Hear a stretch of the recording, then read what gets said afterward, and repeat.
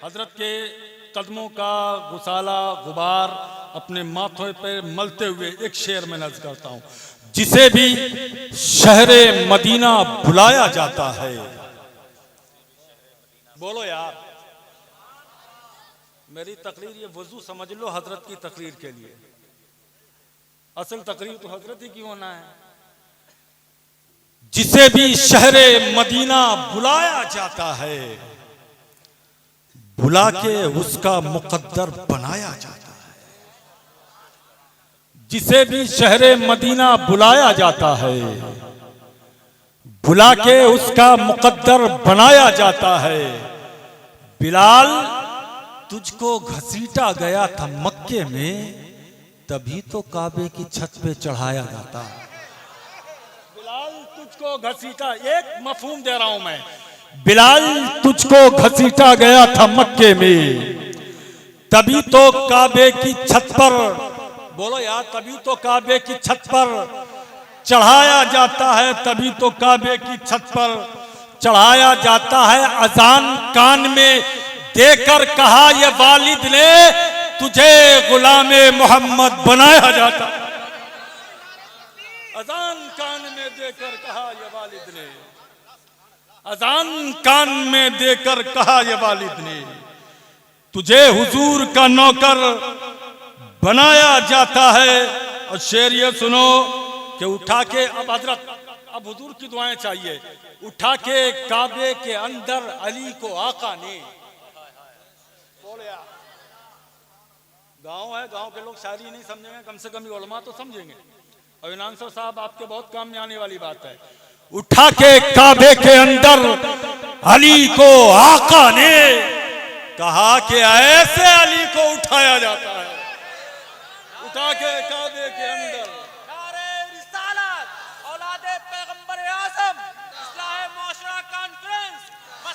उठा के काबे के अंदर अली को आका ने कहा कि ऐसे अली को उठाया जाता है। अब शेर सुने कि ये बिलकिराम है जन्नत निशा बकौले रजा, ये बिलकिराम है जन्नत निशा बकौले रजा, यहीं से हमको मदीना दिखाया जाता है। ये बिलकिराम है जन्नत निशा बकौले रजा, ये बिलकिराम है जन्नत निशा बकौले रजा, यहीं से हमको मदीना दिखाया जाता है। और फिर एक शेर, अपनी जिंदगी का बड़ा शेर मैं पेश कर रहा हूं कि ये बिलकिराम है जन्नत निशा बकौले रजा, यहीं से हमको मदीना दिखाया जाता है। सरे हुसैन ने नेज़े पे पढ़ के बतलाया, सरे हुसैन ने नेज़े पे चढ़ के बतलाया, कुरान ऐसे भी पढ़कर सुनाया जाता है। सरे हुसैन ने नेज़े पे पढ़ के बतलाया, कुरान ऐसे भी पढ़कर सुनाया जाता है। और साहिबो, ये मदरसे का चंदा हो रहा था, ये मदरसा है, यहाँ नफरतें नहीं पलती, ये मदरसा है। तलफ्फुज़ देख लो। अब मान, ये जो मदरसा कह रहा हूं, असल लफ्ज क्या है आप भी गौर कर लो। ये मदरसा है, यहाँ नफरतें नहीं पलती, यहाँ पे इश्क़ रिसालत सिखाया जाता है, यहाँ पे इश्क़ रिसालत सिखाया जाता है। ये खानकाह है, तेरा शराब खाना नहीं,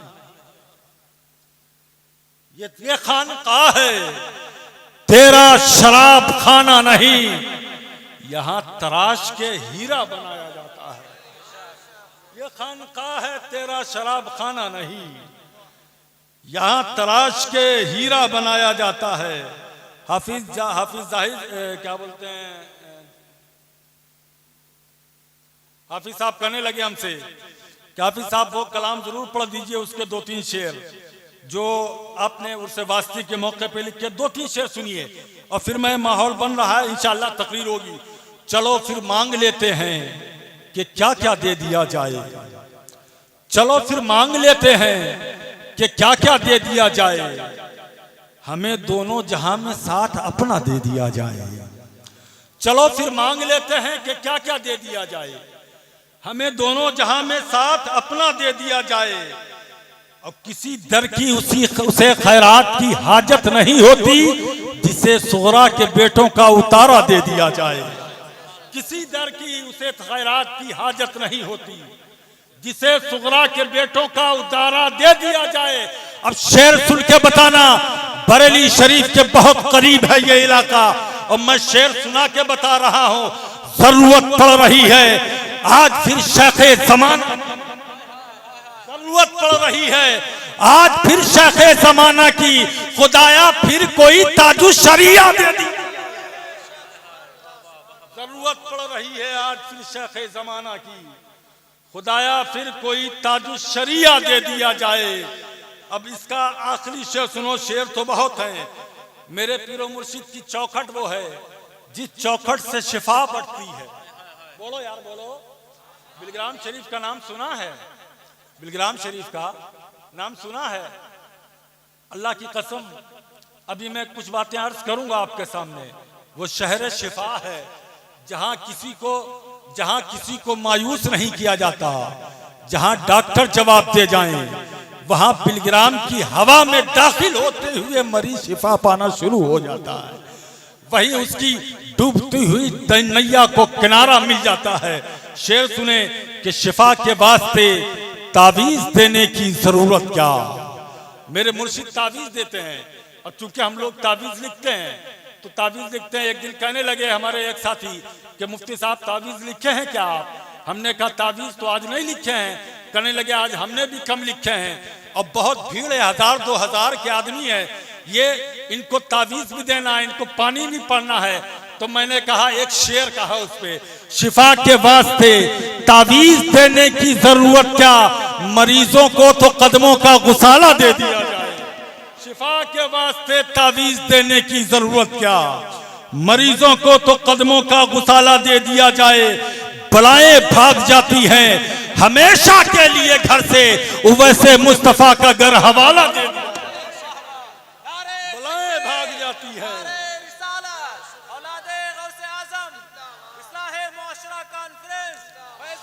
बलाएं भाग जाती हैं हमेशा के लिए घर से, वैसे मुस्तफा का घर हवाला दे दिया जाए। वो शान है बिलग्राम शरीफ की। लेकिन हजरात मोहतरम, आप ये ना समझना कि मैं आप नारा लगाओगे एक नारे के बदले में जन्नत दे जाऊंगा। आप ना सुभान अल्लाह कहोगे, एक सुभान अल्लाह के बदले में जन्नत दे जाऊंगा। अमाल हमारे खराब हैं, जिंदगी हमारी खराब है, रहन सहन हमारा खराब है, माशरा हमारा खराब है, तहजीब हमारी मिट चुकी है, कल्चर हमारा बर्बाद हो चुका है, नौजवानों में नशे की बीमारी आम हो चुकी है, बेहयाई घरों में दस्तक नहीं बल्कि घरों के अंदर सरायत कर चुकी है, हमारी बहन बेटियों की इज्जत महफूज रही है। आप समझ रहे हो कि आप नारा लगाओगे मैं जन्नत दे जाऊंगा।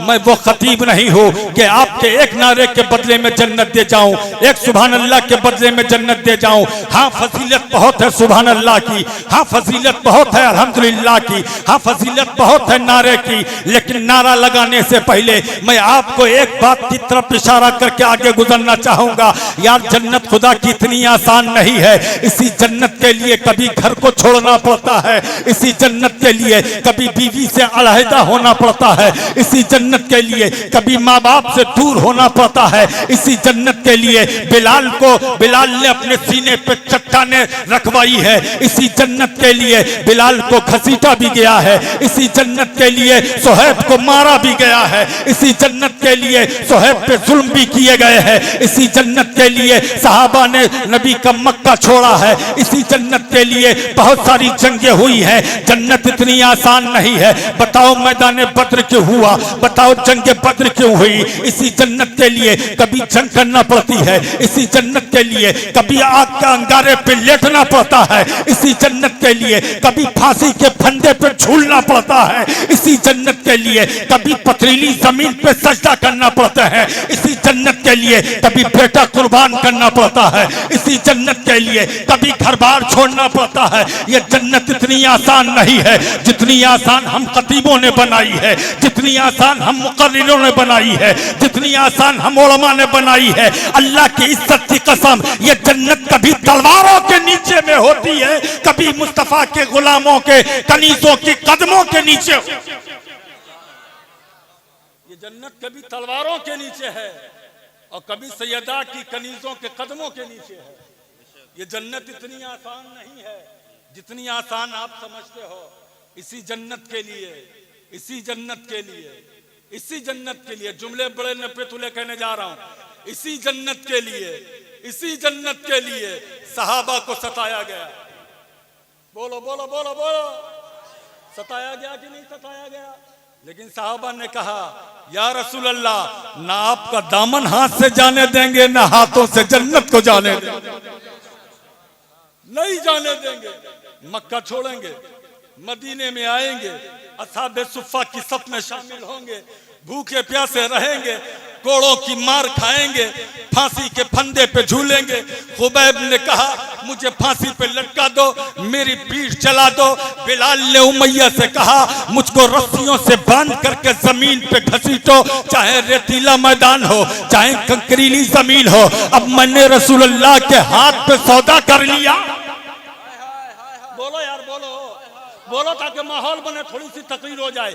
मैंने सौदा कर लिया है, अपनी जान का सौदा कर लिया, अपने जिस्म का सौदा कर लिया, अपने किरदार का, अपना किरदार मैंने मुस्तफा के किरदार के सांचे में ढाल लिया है। अब वो मैया की तरफ नहीं आएगा, न मेरी रूह आएगी न मेरा बदन आएगा, बदन से जान निकल जाएगी तो मुस्तफा के कदमों पे कुर्बान हो।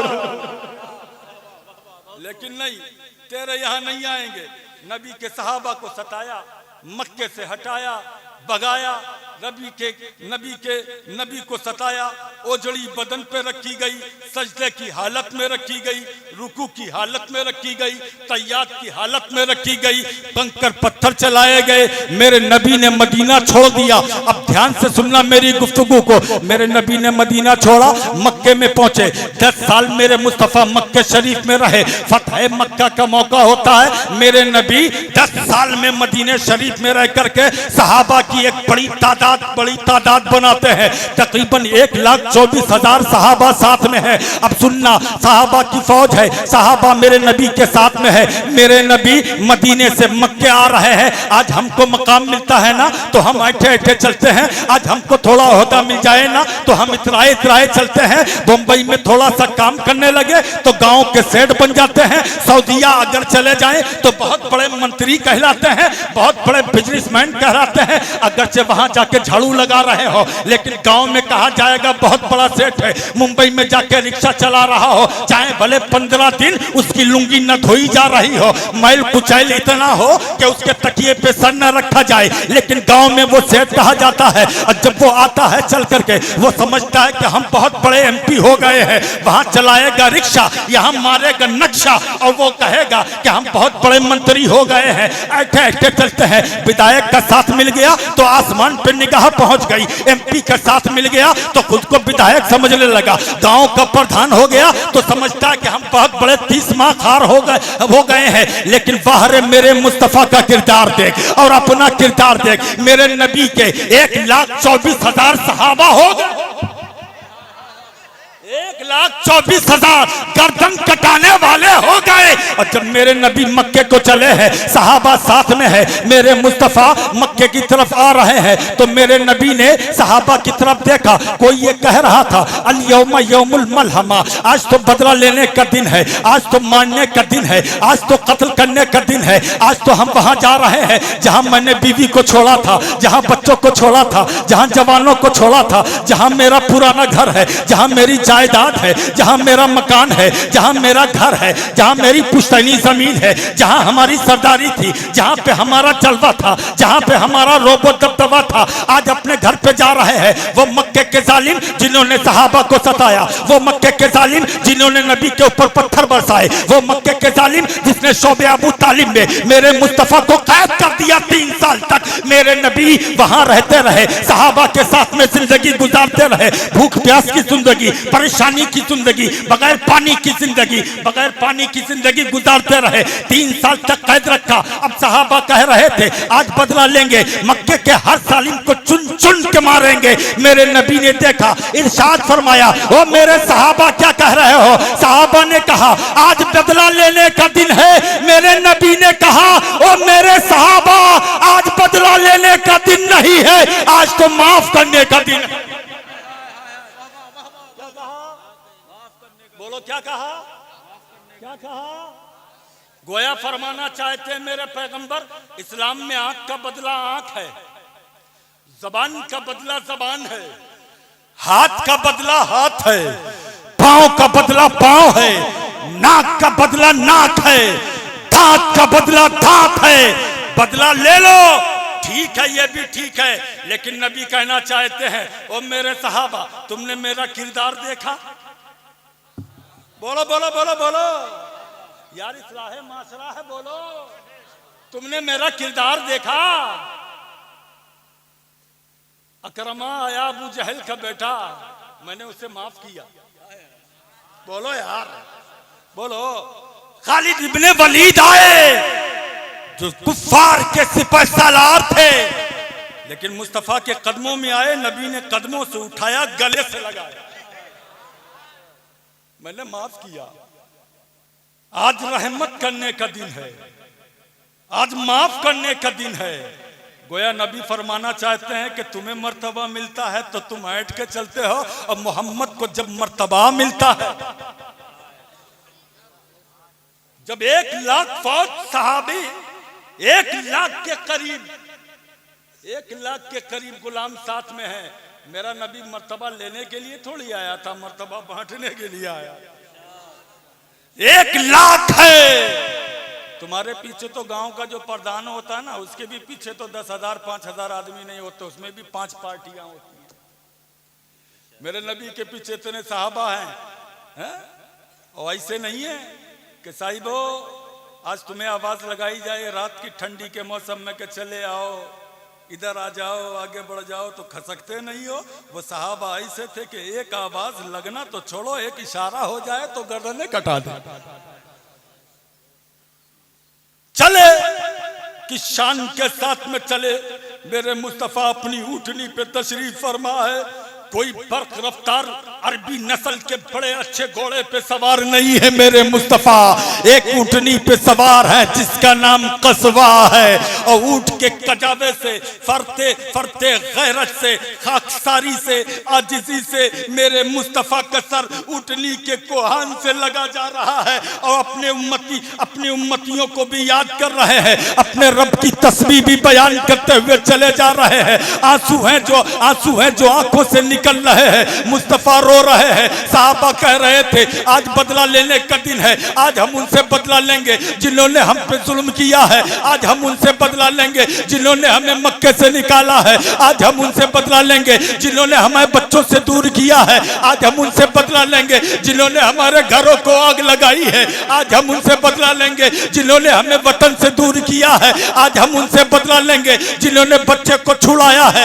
आज हम उनसे बदला लेंगे जिन्होंने हमारे बच्चों को मारा है, आज हम उनसे बदला लेंगे जिन्होंने हमारी जमीन दबाई है, आज हम उनसे बदला लेंगे जिन्होंने हमारे मकान पे कब्जा किया है, आज हम उनसे बदला लेंगे जिन्होंने रसूलुल्लाह को लहू लहान किया है कि उनकी एड़ियों से पानी के फव्वारे नहीं बल्कि खून के फव्वारे निकले हैं। रसूलुल्लाह के दंदान मुबारक शहीद, रसूलुल्लाह का दंदान मुबारक शहीद हुआ है। आज हम अपने मकतूलीन का बदला लेंगे, अपने लोगों का बदला लेंगे, अपने खानदान का बदला लेंगे, अपने अपने यारों का बदला लेंगे। मुस्तफा करीम ने कहा, ओ मेरे सहाबा, आज रहमत करने का दिन है। मक्के के लोगों से कहा, जब मक्के में पहुंचे, ओ मक्के के लोगों बताओ तुम क्या कहना चाहते हो, बताओ तुम क्या कहना चाहते हो मेरे बारे में, बताओ तुम्हारी राय मेरे बारे में क्या है। तो मक्के के लोगों ने कहा, आप तो करीम के बेटे हैं, आप तो करीम इब्ने करीम है, आपने तो हमेशा मगफिरत की है, आपने हमेशा सराहा है, आपने दुश्मनों को गले से लगाया है। मेरे नबी ने कहा, हाथ का बदला हाथ तो है, जबान का बदला जबान तो है, कान का बदला कान तो है, दांत का बदला दांत तो है, पांव का बदला पांव तो है, नाक का बदला नाक तो है। बताओ मैं तुम्हारे साथ में कौन सा सुलूक करूं। कुफारे मक्का ने कहा, या रसूल अल्लाह, ऐ मोहम्मद इब्ने अब्दुल्ला, हम आपसे खैर की उम्मीद करते हैं, हम भलाई की उम्मीद करते हैं। मेरे नबी ने कहा, ला तसरीबल यौम, आज के दिन तुम पे कोई मलामत नहीं, आज के दिन कोई फटकार नहीं, आज के दिन तुम पे कोई डांट नहीं, आज के दिन तुम्हें सर झुका के चलने की जरूरत नहीं है। इसीलिए हाथ का बदला हाथ तो है, लेकिन इस्लाम का हुस्न ये नहीं है कि बदला ले लिया जाए। इस्लाम का हुस्न ये है कि दुश्मन माफ मांगे तो माफ कर दिया।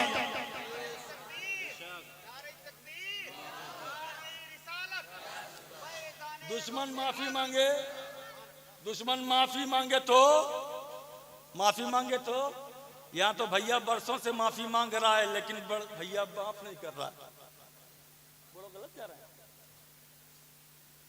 माफी पे माफी मांग रहा है, माफ कर दो, हमने एक बालिश जमीन दबा ली थी, फला जगह ले ली थी, माफ कर दो। कहाँ लेके जाओगे? अपनी कब्र में रख के लेके चले जाओगे जमीन। अबे उनके लिए तू लड़ रहा है जो तेरी कब्र पे फातिहा भी पढ़ने नहीं जाएंगे।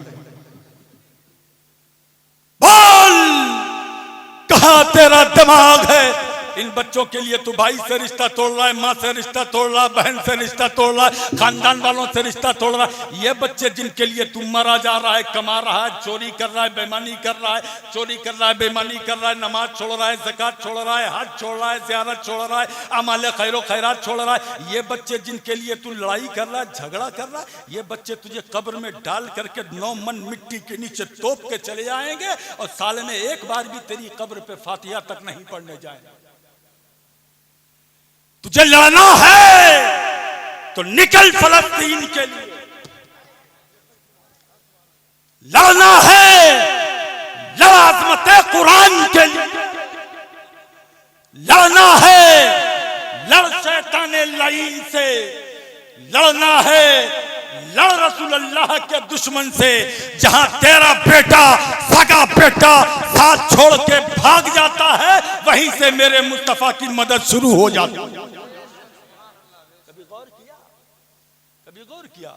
मेरे मुस्तफा ने कहा, मक्के के लोगों बताओ तुम्हारा मेरे बारे में क्या ख्याल है? कहने लगे, या रसूल अल्लाह, आप जो भी सजा दे हम उसके हकदार हैं। हमने जुल्म ही इतने किए हैं, पाप इतनी किए हैं, खताएं इतनी की हैं, लग़्ज़िशें इतनी की हैं, गुनाह इतने किए हैं, इतने गुनाह किए हैं, इतना सताया है, इतना मारा है, आपको आपके चाहने वालों को हर मोड़ पर सताया है। आप जो चाहें सुलूक करें। मेरे नबी ने फरमाया, ओए मेरा बिलाल किधर है? बोलो बोलो बोलो बोलो मोहब्बत से, वो मेरा बिलाल किधर है? बिलाल करीब में आए, मुस्तफा इरशाद फरमाते, बिलाल माफ कर दूं, माफ कर दूं? कहने लगे, या रसूल अल्लाह, बिलाल को सारा जुल्म याद है, बिलाल को यह भी याद है मेरे साथियों को कैसे सताया गया था। नबी ने कहा, घबरा मत बिलाल, आज जहां इन्हें माफ करूंगा वहीं तुझे भी बड़ा मर्तबा भी बड़ा मर्तबा दूंगा। मेरे नबी ने कहा, आज तुम पे कोई मलामत नहीं है। अंतुमुत्तलका, जो मेरे दुश्मन हैं वो भी आजाद हैं, जो काबे के दुश्मन हैं वो भी आजाद हैं, जो मेरे जिस्म के दुश्मन हैं वो मेरे आजाद हैं, जो मेरे सहाबा के दुश्मन हैं वो आजाद हैं, जो मेरी कौम के दुश्मन हैं वो भी आजाद हैं। जाओ जहां चाहो रहो, तुम्हारे लिए पूरी आजादी है। और नबी ने फरमाया, खाली इतना ही नहीं है, सुनो, आज मोहम्मद का सब्र देखो, मोहम्मद का मियार देखो, मोहम्मद का किरदार देखो। मेरा दुश्मन है अबू जहल, जो अबू जहल के घर में चला जाएगा मैं उसे भी माफ कर दूंगा। मेरा दुश्मन है अबू सुफियान, जो अबू सुफियान के घर में चला जाएगा मैं उसे भी माफ कर दूंगा। जो काबे का कोना पकड़ लेगा मैं उसे भी माफ कर दूंगा। जो मकाम मुल्तज़म से चिपट जाएगा मैं उसे भी माफ कर दूंगा। जो काले काबा का खिलाफ पकड़ लेगा मैं उसे भी माफ कर दूंगा। जो हरम में आ जाएगा मैं उसे भी माफ कर दूंगा। हमें जो हथियार डाल देगा मोहम्मद उसे भी माफ कर। बिलाल रोने लगे, या रसूल अल्लाह सबको माफ कर दिया, मेरा बदला रह गया, हमको ज्यादा सताया गया था, हमारे साथियों को ज्यादा सताया गया था। नबी ने कहा बिलाल बिलाल बिलाल तुम भी माफ करो। कहने लगे या रसूल अल्लाह आपने कहा है तो माफ किया। नबी ने कहा घबरा मत घबरा मत घबरा मत, अजान नहीं पढ़ेगा मेरा बिलाल,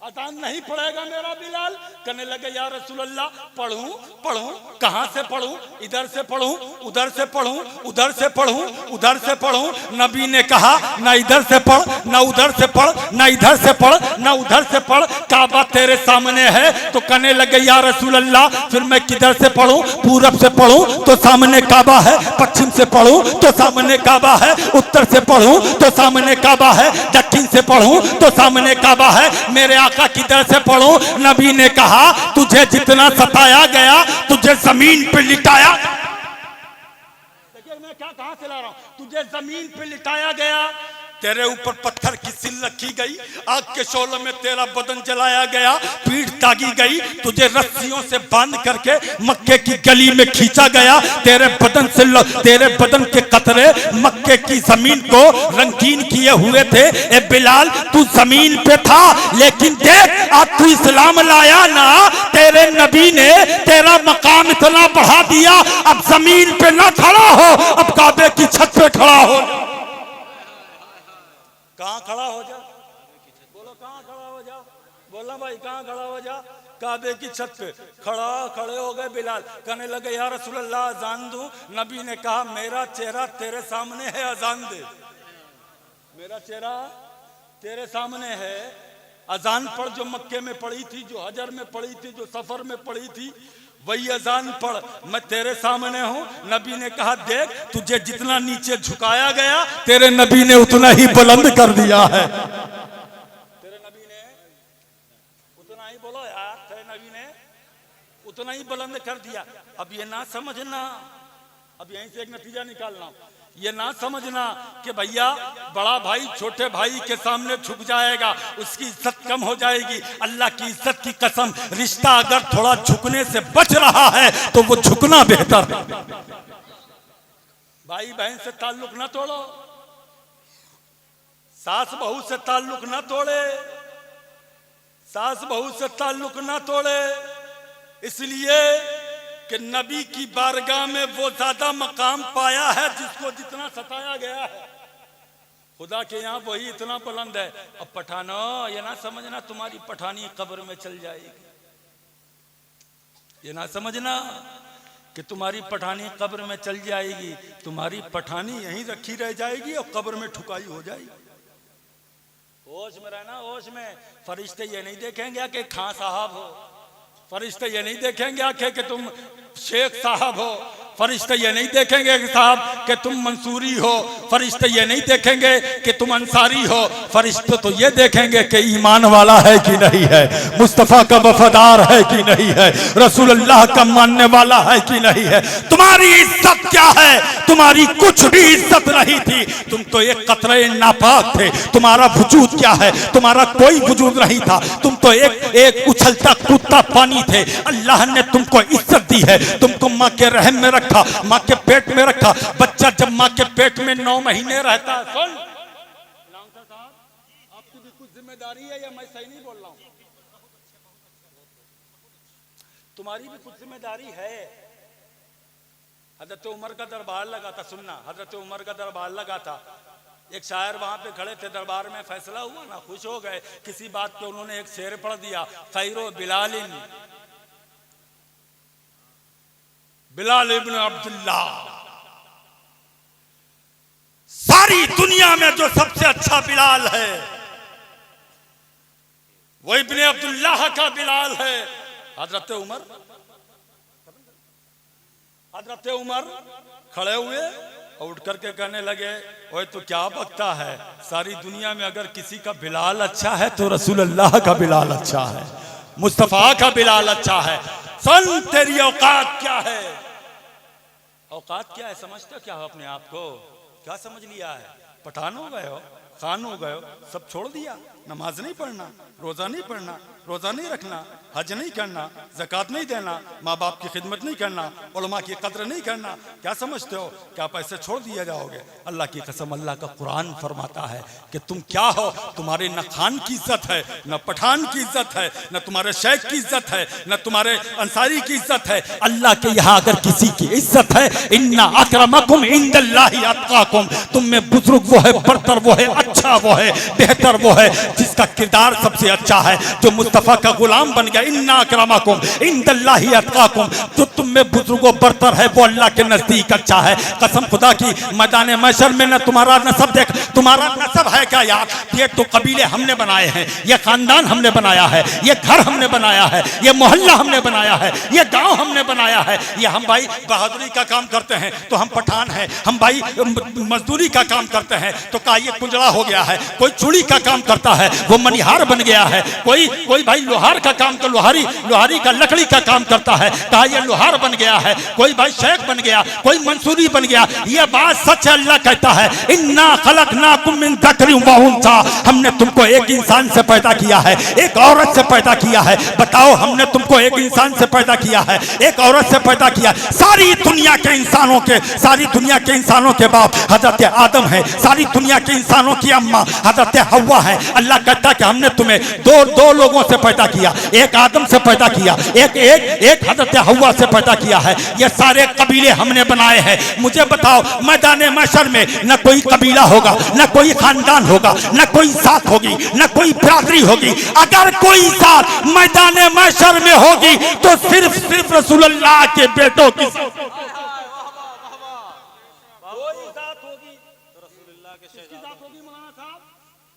मेरे नबी फरमाते हैं, सबका हसब नसब खत्म हो जाएगा इल्ला हसबी व नसबी, लेकिन मेरा हसब और नसब बाकी रहेगा, मेरा खानदान का शजरा बाकी रहेगा। सब खलत मलत हो चुके होंगे, सब एक दूसरे में एक सम हो चुके होंगे, बिरादरियां बदल चुकी होंगी। इसलिए कहते हैं तुम्हारी कोई औकात नहीं है। औकात अगर है तो इज्जत वाला वो है अल्लाह के नजदीक जो 5 वक्त का नमाजी है। इज्जत वाला वो है अल्लाह के नजदीक जिसको सजदे की तौफीक मिल गई है। इज्जत वाला वो है अल्लाह के नजदीक जिसको नमाज की तौफीक मिल गई है। इज्जत वाला वो है अल्लाह के नजदीक जो रहता तो झोपड़ी में है लेकिन हूरें उसका अर्श के ऊपर इंतजार करते हैं, आसमान के फरिश्ते उसका इंतजार करते हैं, जन्नत की हूरें जन्नत में उसका इंतजार करती हैं। उसके पास में पैसा नहीं है, बिल्डिंग नहीं है, मकान नहीं है, बहुत बड़ा सेठ तो नहीं है, रिक्शा चलाता है, भट्टे पे ईंटें पाटता है, लेकिन वो नमाज पढ़ता है तो वो हजारों लाखों इंसानों से बेहतर है। बोलो आएगी नहीं है? तुम्हारी औकात क्या है? आखिरी बात कर दूं, बात ही खत्म कर दूं। तुम्हारी औकात क्या है? हमारी औकात क्या है? हमारी औकात क्या है? एक कतरा पानी हजरत, एक कतरा पानी जब वो 40 दिन मां के रहम में रहता है तब जाके वो एक लोथड़ा बनता है। एक लोथड़ा, ये जो खून है ना तुम्हारे बदन में, रगों में, नसों में, इसको बर्बाद ना करो, गलत कार्यों में तबाह ना करो। 40 कतरे जाके खून बनता है तब जाके कहीं एक कतरा वो एक कतरा बनता है। अब वो एक कतरा यही जवानी है, इसको बर्बाद ना करो। लड़कियों की जिंदगियां तबाह ना करो, अपना खानदान बर्बाद ना करो, इस जवानी की हिफाजत करो। अल्लाह इस जवानी के बारे में मैदान महशर में पूछेगा और उस वक्त तक तुम्हारे कदम उसके सामने से नहीं हट पाएंगे जब तक कि तुमसे तुम्हारी जवानी का सवाल का जवाब नहीं ले लेगा। ये जवानी 40 दिन माँ के पेट में कतरा रहा। सुन, तेरी हैसियत क्या, मेरी हैसियत क्या, ये जितने उलमा बैठे हैं इनकी हैसियत क्या। इनकी हैसियत अगर कोई है तो सुन, हजरत मौलाए काइन हजरत फारूक आजम कहते हैं कि हजरत फारूक आजम ने कहा कि अल्लाह की इज्जत की कसम, मैं मक्के में ऊँट चराया करता था। जब मैं ऊँट चराया करता था ना, एक बार मेरे बाप ने 10 ऊँट दिए और 10 ऊँट दे करके कहा कि इनको एक लाइन से सबको सीधा खड़ा करो। जब मैं ऊँट सही सीधा खड़ा करने लगता तो 2-3 ऊँट सीधे खड़े हो पाते, तब तक के तीसरा ऊँट आगे निकल जाता। तीसरे वाले को सीधा करता मार पीट करके, तब तक के चौथा ऊँट पीछे चला जाता, उसको आगे करता तो वो एक ऊँट बाहर निकल जाता। मेरा बाप मार के मुझे कहता कि उमर बताओ तुम्हें इतनी तमीज नहीं है, तुम 10 ऊँटों को सीधा नहीं कर पा रहे हो। कहते वो भी जमाना मुझे याद है और ये भी जमाना मुझे याद है कि आज मैं इस्लामी ममलकत का बादशाह, इस्लामी ममलकत का बादशाह हूं। पहले 10 ऊँट सीधे नहीं कर पाता था, आज कोई एक शराबी मेरे जमाने में नहीं मिलता, आज कोई एक जुआरी नहीं मिलता, आज कोई एक बेहया नहीं मिलता। पहले जब तक इस्लाम नहीं लाया था, जब तक के 10 ऊँट नहीं संभल रहे थे, रसूलुल्लाह का गुलाम बन गया हो तो कैसर और किसरा अपने तख्त पे बैठते हैं तो जलाले फारूकी से कांपते हैं, जलाले फारूकी से कांपते हैं। कोई एक आदमी भी टेढ़ा नहीं चलता। और वही फारूक आजम है, सुन मेरी गुफ्तगू, वही फारूक आजम एक आदमी को पकड़ के लाया गया और कहा गया कि हजरत ये अपनी माँ को गाली देता है, माँ को। हजरत ने इरशाद फरमाया बुला के लेके आओ उसको। दरवाजा खटखटाया गया, पकड़ के लाया गया, दरबार में बुलाया गया। फारूक आजम का जलाल और तेवर देख करके डर गया, बदन हिलने लगा, बदन कांपने लगा, माथे से पसीना आया, वो थर थर थर थर कांप रहा था। और क्यों नहीं कांपता, मेरे मुस्तफा का जानशीन सामने था। किसका जानशीन बोलो? मेरे मुस्तफा का जानशीन। आज मेरे मुस्तफा का बेटा सामने है। बोलो यार बोलो, तुम्हारी जबान बंद क्यों है? बोलो, अल्लाह और रसूल का जिक्र हो रहा है, बोलो ताकि फरिश्ते लिख के जाएं। ये जबान गाने के लिए नहीं खुली थी, मुस्तफा के नाम पे सुभान अल्लाह के लिए खुली थी, तेरे अल्लाह के नाम पे सुभान अल्लाह के लिए खुली थी। सुन, फारूक आजम ने कहा तू गाली देता माँ को, गाली देता है, गाली। नौजवानों सुनना, तुम्हारे काम की बात है। गाली देते हो माँ को, बुरा कहते हो माँ को। अगर माँ ने कहा बेटे पानी, तो कहते हो जब देखो तब पानी मांगती रहती है, बुढ़िया अपने आप उठ के नहीं ले पाती है। मैंने पढ़ा वो वाकया हजरत, मैंने वो वाकया पढ़ा। 40-45 साल की उम्र में एक औरत की औलाद हुई ना, तो 45 साल की जो औरत हो जाएगी, जाहिर सी बात है वो कमजोर होगी, जाहिर सी बात है बुढ़ापा शुरू हो गया उसका, वो कमजोर है। तो उसके पिस्तान में दूध नहीं था। डॉक्टर के पास में गई, कहने लगी कि डॉक्टर साहब मेरा भी एक ही बेटा है, यही घर का उजाला है, यही घर का चिराग है, खानदान आगे यही बढ़ाएगा, मेरे बदन में दूध नहीं है। डॉक्टर ने कहा बीवी तुम्हारी उम्र बहुत हो गई है, तुम किसी और दूध से पाल लो का, कोई और दूध मेरा बच्चा पिएगा तो हजम नहीं कर पाएगा, बार बार लेटरिन करेगा, बार बार पैखाना करेगा, मुझे अपना दूध पिलाना है, अपना दूध पिलाती है माँ या अपना खूने जिगर पिलाती है, जरा ध्यान से सुनना। कहा मैं अपना दूध पिलाऊंगी। कहा अच्छा, कहा इसके लिए तुम्हें इंजेक्शन लगवाना पड़ेगा, हफ्ते में 1 बार आना पड़ेगा इंजेक्शन लगवाने के लिए। कहा ठीक है साहब आएंगे इंजेक्शन लगवाने के लिए। 1 बार गई, इंजेक्शन लगवा के ले आई, हफ्ते भर दूध निकलता रहा, फिर दूध कम हो गया, फिर दौड़ के गई डॉक्टर के पास में, कहने लगी कोई और इंजेक्शन लगाओ। डॉक्टर ने कहा हफ्ते में 2 बार इंजेक्शन लगवाना पड़ेंगे। उसने वो इंजेक्शन लगवाए। डॉक्टर ने तीसरी बार में कहा कि देख बार बार इंजेक्शन मत लगवा, वरना बुढ़ापे में तेरी हड्डियां दर्द करेंगी, तेरे बदन के ये जो रमक है चली जाएगी, चेहरे की बशाशत चली जाएगी, हड्डियां कमजोर हो जाएंगी, कमर कमजोर हो जाएगी, टेढ़ी होकर चलने लगेगी, लाठी का सहारा लेकर चलने लगेगी, तेरे बदन में जिंदगी भर दर्द रहेगा। तो औरत ने पुकार के कहा, अल्लाह की इज्जत की कसम उस औरत के जवान पे कुर्बान जाओ, औलाद अपनी माँ अपने माँ बाप को देखे ना देखे, कमा के दे या ना दे, यही माँ बाप हैं जो कभी औलाद के लिए बदुआ नहीं किया करते हैं, हमेशा अपने बच्चे को सीने से लगा के रखा करते हैं। औरत ने कहा, मैं अपना खूने जिगर पिलाऊंगी लेकिन अपने बच्चे को भूखा नहीं रखूंगी, तड़पता नहीं देखूंगी। वो इंजेक्शन लगवाती गई, आखिरकार हर दिन उसका इंजेक्शन लगता रहा, मैं थोड़ा डिस्टर्ब हो रहा हूँ, हर दिन मुझे उसके इंजेक्शन लगता रहा, बदन का खून सूख गया। यार जब बच्चा बड़ा हो गया ना, औरत ने एक बार पुकार करके कहा, बेटे दवा ले आओ जाके। कहा, अम्मा परसों तो दवा लाए थे तुम्हारी परसों तुम्हारी दवा लेकर के आए थे, आज फिर दवा की जरूरत हो गई। अम्मा ने कहा, बेटे तुझे मालूम नहीं है, मैंने कभी तो ये नहीं कहा था कि परसों इंजेक्शन लगवाया था तुझे दूध पिलाने के लिए, आज मैं इंजेक्शन क्यों लगवाऊं? मैंने अपना खून जलाया है तब जाके तुझे दूध पिलाया है। अब आज तेरे पास में थोड़ा पैसा हो गया तो टटर करने लगा, मकारी करने लगा, जहालत करने लगा, माँ बाप को जवाब देने लगा। ओए तू उसको जवाब दे रहा है, तुझे बोलना नहीं आया था जिसने बोलना सिखाया है, तुझे चलना नहीं आया था जिसने तुझे चलना सिखाया है, तुझे खाना नहीं आया था उसने तुझे खाना सिखाया है। माँ का अदब करो। फारूक आजम ने कहा, तू गाली देता है माँ को? कहने लगा, हुजूर खत्म है, हुजूर मैंने गुस्ताखी की है, मैं मुजरिम हूं। फारूक आजम ने कहा, बगैर सजा दिए नहीं छोड़ूंगा। तू माँ का गुस्ताख है, तू अपने वालिदैन का गुस्ताख है, नहीं छोड़ूंगा। मेरी तकरीर मुकम्मल होने जा रही है, सुनना। तू माँ का गुस्ताख है, नहीं छोड़ूंगा। हजरत कौन सी सजा देंगे? तो फारूक आजम मुस्कुराए और मुस्कुरा करके अपने साथियों से कहा, जाओ कहीं कोने में देखो कोई पत्थर पड़ा होगा, बहुत ज्यादा भारी ना हो, शेर 2 शेर का हो, उठा करके लेके आ जाओ।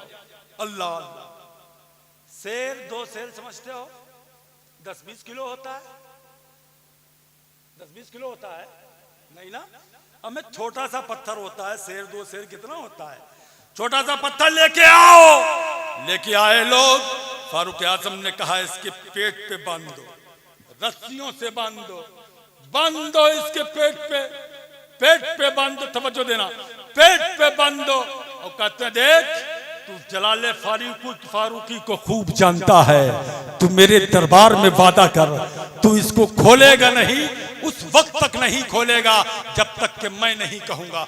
कहने लगे, हुजूर जमाना आपका है, हुकूमत आपकी है, जबान मैं आपको देता हूं अगरचे गुनहगार हो, लेकिन जबान का पक्का हो, मैं उस वक्त तक नहीं खोलूंगा जब तक कि आप नहीं कहेंगे। फारूक आजम ने कहा, तो फिर जा घर पे, अब जा, जो चाहे वो काम कर, जो काम करता है वो काम कर, खाना खा, पानी पी, सो, लेट बैठ, आराम कर, जो समझ में आए वो कर, जब तेरी मर्जी हो तब मेरे दरबार में चले आना। इधर वो गया, इधर वो घर तक बड़ी मुश्किल से पहुंचा, चकरा के गिर गया, तवज्जो देना, चकरा के गिर गया। दोस्तों ने उठाया, घर वाले घर पे लेके गए। क्यों गिर गया? कहने लगा, पेट पे पत्थर बंधा हुआ है, चलते नहीं बनता है, चला नहीं जाता है, तो इसलिए इसका ये जो पत्थर बंधा है ना एक तरफ, ये मैं डिसबैलेंस हो गया हूँ, इसलिए मैं गिर गया हूँ। कहा, खाना खा लो। अब जब खाना खाने के लिए बैठा तो एक निवाला मुंह में जा नहीं रहा था, खाना नहीं मुंह में जा रहा था। तकरीर जब कोई उठक बैठक करे ना, बात करने लगे तो फिर तकरीर नहीं होती, लेकिन ये बात मुझे मुकम्मल करना है फारूक आजम वाली सरकार वाली। खाना नहीं जा रहा है, पेट पे पत्थर बंधा है, कि चल आराम कर ले, खाना नहीं खाया जा रहा तो आराम कर ले। अब आराम करने के लिए गया, सीधा लेटा ना तो पेट पे पत्थर बंधा है, मुकम्मल सांस नहीं ली जा रही है, खत्म ही है गुफ्तगू, सांस नहीं ली जा रही है। का करवट होके लेट जाओ, करवट होके लेटा तो वो खिंचाव कर रहा है पत्थर जमीन की तरफ, वो लेटा नहीं जा रहा। का लाओ दूसरी तरफ करवट लेके लेट जाए। अब जब दूसरी तरफ करवट लेके लेटा तो पत्थर का वजन है, ऐसा लग रहा है कि किसी पहाड़ का वजन है। और ये किसने रखा है? ये फारूक आजम ने रखा है। तो पहाड़ का जैसा वजन तो मालूम ही होगा। रात बड़ी बेचैनी में गुजारी, न दिन में खाना खाया न रात में खाना खाया। सुबह भाग करके सरकार फारूक आजम के पास में पहुंचा। कहा हजरत इस मुसीबत से निजात दिलाइए। हजरत ने कहा क्यों? कहा खाना खाना चाहता हूं मगर ये पत्थर नहीं खाना देता, मैं सोना चाहता हूं मगर ये पत्थर नहीं सोने देता, मैं चलना चाहता हूं मगर ये पत्थर नहीं चलने देता, मैं कुल्हाड़ी चलाना चाहता हूं लेकिन ये लकड़ी नहीं काटने देता, मैं कारोबार करना चाहता हूं मगर ये सुकून की सांस नहीं लेने देता। इस मुसीबत से निजात दिलाइए। फारूक आजम जलाल में आके खड़े हुए, कहने लगे जालिम तू छोटे से पत्थर, तेरे बदन पर छोटा सा पत्थर बांधा है, न तुझे नींद आ रही है, न तुझे खाना खाया जा रहा है, न तुझे पिया जा रहा है, न तुझे चला जा रहा है, न तुझे सोया जा रहा है। 9 महीने मां ने कोख में रखा है। सोच उसे नींद कैसे आई होगी, सोच उसे कैसे, उसने कैसे खाना खाया होगा। वो चाहती है कि आज अचार खा ले मगर नहीं खा पा रही होगी। वो चाहती है कि आज सेब खा ले मगर नहीं खा पा रही होगी। कभी उसको उल्टी होती है, कभी उसको मतली होती है, कभी उसको चक्कर आता है। ये जितनी प्रेग्नेंट औरतें हैं इनसे पूछ लेना, जा करके अपने घरों में पता कर लेना। कभी किसी को चक्कर आता है, कभी कोई चकरा के गिर जाती है, कभी किसी को भूख नहीं लगती है, बदन का खून कम हो गया है, अल्ट्रासाउंड किया जा रहा है, ताकतवर चीजें दी जा रही है। मैं ये कहूंगा जरा सोच लो, अगर एक पत्थर का वजन इतना है तो 2-2.5-3 किलो का वजन कितना होगा। अब तुमको तो एक रात नींद नहीं आई है साहिबो, उसने तो 9 महीने कोख में रखा है। तो वहीं पे कदम पकड़ा, कहा हजरत मुझसे गलती हो गई, मुझे माफ कर दीजिए। अब माँ को गालियां नहीं दूंगा, अब माँ को अपने कंधों पे बिठाऊंगा, खाने काबा का तवाफ कराऊंगा। बोलो मोहब्बत से और मोहब्बत से तकरीर हो गई है। बस यही समझाना था आपको, तुम्हारा कोई वजूद नहीं है। 40 दिन नुत्फा माँ के पेट में रहता है तो मुज़गा बनता है, फिर अलका बनता है, फिर एक जुस्सा बनता है। 40 दिन तक कोई सूरत नहीं होती है। मुस्लिम शरीफ की हदीस से पाक है कि 40 दिन जब हो जाते हैं, 42 आप चले जाओ ना डॉक्टरों के पास में, डॉक्टरों के पास में जाओ, अल्ट्रासाउंड कराओ, सोनोग्राफी कराओ। 40, 42, 41 दिन तक अगर अल्ट्रासाउंड कराओगे, सोनोग्राफी वगैरह कराओगे ना, तो उसकी कोई शक्ल नहीं मिलेगी। वो मिलेगा तो, लेकिन उसके हाथ पांव कुछ भी नहीं बने होते हैं। लेकिन जैसे ही 42 रातें गुजरती हैं, इज़ा मर्रा बिनुत्फतिन, जब उसको 40 दिन गुजर जाते हैं, अल्लाह फरिश्तों को भेजता है, बासल्लाहु मलकन, अल्लाह फरिश्तों को भेजता है, फसव्वरहा, तो उसके माँ के पेट के अंदर, बस खत्म हो गई गुफ्तगू, माँ के पेट के अंदर तस्वीर बना जाता है। अब हमारी बहनें कमज़ोर होती हैं, कुछ औरतें कमज़ोर होती हैं, डॉक्टर के पास में जाती हैं, कहती हैं कि कुछ दवा लिख दो। डॉक्टर कहता है दवा तो लिख के दे रहे हैं, लेकिन तुम सेब खाना, अनार खाना, मौसमी खाना, ये जूस लेना, ये ड्राई फ्रूट लेना। तो साहब शौहर ने पूछ दिया, शौहर ने पूछ दिया कि इसके खाने से क्या होगा? कहा सेब खाएगी तो बच्चा गोरा पैदा होगा, अंगूर खाएगी तो औरत के भी खून बना रहेगा और बच्चे पे भी खून बना रहेगा, ऑपरेशन नहीं करना पड़ेगा। मैंने कहा यार अब भी नहीं समझेगा तो कब समझेगा? अगर सेब का असर बच्चे की बॉडी पे पड़ सकता है, क्या तिलावत कुरान का असर बच्चे की बॉडी पे नहीं पड़ेगा? क्या हदीस का असर बच्चे की बॉडी पे नहीं पड़ेगा? क्या नमाज का असर बच्चे की बॉडी पे नहीं पड़ेगा? क्या तुमने पढ़ा नहीं सरकार गौसे आजम को जब पैदा होते हैं तो 17 पारे के हाफिज़े कुरान बन के पैदा होते हैं? और उसकी वजह क्या थी? उसकी वजह सिर्फ और सिर्फ इतनी थी कि उनकी वालिदा तिलावत कुरान करती थी। अगर बॉडी पे, अगर माँ के पेट में जो बच्चा है उसकी बॉडी पे असर सेब खाने से पड़ेगा तो फिर कुरान की तिलावत से भी पड़ेगा। अगर बच्चा जवान तंदुरुस्त चाहते हो तो सेब खिलाओ, अनार खिलाओ, मौसमी खिलाओ, ये जूस खिलाओ, ड्राई फ्रूट खिलाओ। और बच्चा अगर परहेजगार चाहते हो, नमाजी चाहते हो, परहेजगार चाहते हो, हजरत के कदमों का बोसा लूंगा और आखिरी जुमला कह के जा रहा हूं मैं कि अगर बच्चे को चाहते हो कि बच्चा तंदुरुस्त हो, अच्छा हो, बॉडी का अच्छा हो, जिस्म से अच्छा हो, सेहत का अच्छा हो, तो ये ड्राई फ्रूट और सामान, ये जो फल फ्रूट खिलाओ। और अगर चाहते हो कि बच्चा वली हो तो माँ को चाहिए कि वो तिलावत कुरान करने लगे, माँ को चाहिए वो नमाज पढ़ने लगे। इसलिए बच्चा जब माँ के पेट में होता है तो फरिश्ता पूछता है अपने मौला से, मौला तू बताना मैं इसे क्या बनाऊं? अल्लाह कहता है इसे लड़का बना दे, इसे लड़की बना दे। जिंदगी भर तुम मर जाओ, अम्मा मर जाएं, या जो बुढ़ियां होती हैं, बूढ़ी औरतें जो नाक में दम कर देती हैं, अगर 2-3 लड़कियां पैदा हो जाएं हजरत, नाक में दम कर देती हैं, तलाक दे दो, छोड़ दो, मार दो, ऐसा कर दो, वैसा कर दो, ये दम कर देती हैं।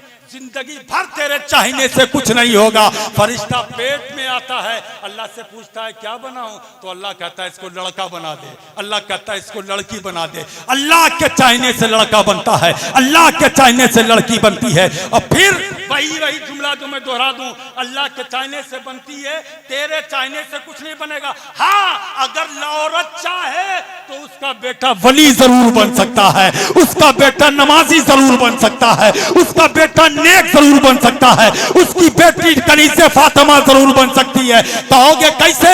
कहो मैं कहूंगा ऐसे, जब बच्चा माँ के पेट में हो, जब माँ के पेट में बच्चा आ जाए, औरत मुसल्ला बिछा दे, औरत मुसल्ला बिछा दे, क्योंकि फरिश्ता पूछने आता है क्या बनाऊं?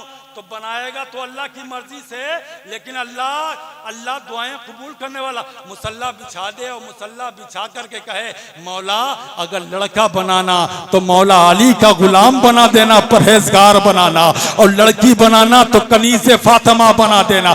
जब दुआ कबूल होने का वक्त था तब तू टीवी देख रही थी, तब तू VCR देख रही थी, तब तू गाने कर रही थी, तब तू गाजे बाजे कर रही थी, तब तू डांस देख रही थी, तब तू फिल्मों के गाने देख रही थी। इसलिए कहते हैं अल्लाह ने तुम्हें नेक उम्मत बनाया, अच्छी उम्मत बनाया है। अच्छी उम्मत बनकर जिंदगी गुजारो, नेक काम करो। सरकार तशरीफ ले आए हैं, हजरत तशरीफ ले आए, इनकी तकरीर सुनिए। और भी पीरो मुर्शिद के भाई सरकार सैयद फैजान मुस्तफ़ा वास्ती साहब तशरीफ ले आए हैं, उनकी अभी आमद हो रही है, उनकी बात सुनिए। या आले रसूल की, या आले रसूल हैं, अल्लाह की इज्जत की कसम, या आले रसूल आ गए। बेटा सुन, ए बेटा, या आले रसूल आ गए हैं, बिलग्राम शरीफ के आले रसूल आ गए। जो सरकार सैयद उवैस मुस्तफ़ा वास्ती साहब के भाई हैं, ये तशरीफ ले आए हैं। नारे तकबीर, नारे रिसालत, हुजूर सैयद फैजान मियां साहब कबिला, आले नबी औलादे अली, शहजादे रसूल, गुलशने ज़हरा के महकते हुए फूल। सुभान अल्लाह, सुभान अल्लाह। ये तशरीफ ले आए हैं जो वली के बेटे हैं, वली के भाई हैं। इस खानदान की शान यह है, इस खानदान की शान यह है कि इनके घर में अगर कोई मरीज चला जाए इनकी चौखट पे तो अल्लाह उसको शिफा अता फरमा देता है। जहां दुनिया के बड़े से बड़े डॉक्टर जवाब दे जाते हैं, वहां खाली ये तो बहुत बड़ी बात है। अल्लाह की इज्जत की कसम, इस घर का कोई बच्चा अगर मिट्टी उठा करके दे दे तो पागल ठीक हो जाता है। रात दिन हम यही करामतें देखा करते हैं। ये इमाम हुसैन के बेटे हैं, सरकार सैयद उवैस मुस्तफ़ा साहब के भाई हैं। ये उनके भाई हैं जिनके ताल्लुक से सरकार ताजुश शरिया ने कहा था कि मैंने अपने मुरीदों को भी सैयद उवैस मुस्तफ़ा साहब के हवाले कर दिया है। ये उनके भाई हैं जिनके ताल्लुक से सरकार सैयद नजीब हैदर मियां साहब ने कहा था कि अगर जमीन पे किसी को चलता फिरता वली देखना है तो सैयद उवैस मुस्तफ़ा साहब को देख ले। ये उनके भाई हैं जिनके ताल्लुक से हजरत नजीब मिल्लत रफीक मिल्लत ने कहा था कि अगर उवैस मियां साहब अपने हाथों में कोई गोश्त का टुकड़ा ले लें और फेंक दें जंगल में, न कोई दरिंदा खाएगा न कोई आग जलाएगा। भाई हैं और हम तो नाश करते हैं, आप भी नाश करो अपनी किस्मत में कि आपकी बस्ती पे आ गए हैं, कदम पड़ गए हैं। जिनके कदम पड़ जाते हैं तो बलाएं भाग जाती है। जो देख लें, और ये तो बरेली वालों का एहसान है भैया। आजकल अगल बगल वाले देवबंदी वहाबी और जो कुछ होते हैं साहेब, वो इनकी औकात वैसे भी कुछ नहीं है। अगर हम सुन्नी लोग खाली जूता उतार के रख दें तो इनकी नस्लें दब जाएंगी। ये बरेली वालों का फैजान है कि जहां सारे लोग नसबंदी करा रहे थे, ये मुफ्ती आजम का फैजान है कि मुफ्ती आजम ने नसबंदी को हराम कर दिया था, हराम कर दिया था नसबंदी को, तब इनकी नस्लें बच गई हैं, वरना ये भी कीड़े मकोड़ों के तरीके से नालियों में रेंग रहे होते। ये एहसान है बरेली वालों का, ये मुफ्ती आजम का एहसान है। ये हुजूर तशरीफ ले आए हैं, इनका सदका मांगिए, दुआएं मांगिए, इनसे दुआएं कराइए, इसलिए इनकी दुआएं कबूल होती हैं। हम भी कुरान पढ़ते हैं, आप भी कुरान पढ़ते हैं, लेकिन फ़र्क क्या है यार, ये पढ़ के दम कर देते हैं, शिफा हो जाती है, और हमारी ज़बान में वो तासीर नहीं। वजह क्या है? ये मौलाए कायनात के बेटे हैं, सैयदा के बेटे हैं, आले रसूल हैं। इनकी ज़ियारत कीजिए, हज़रत की तकरीर समात कीजिए, हज़रत की दुआ लीजिए। वमा तौफ़ीक़ इल्ला बिल्लाह। अस्सलाम।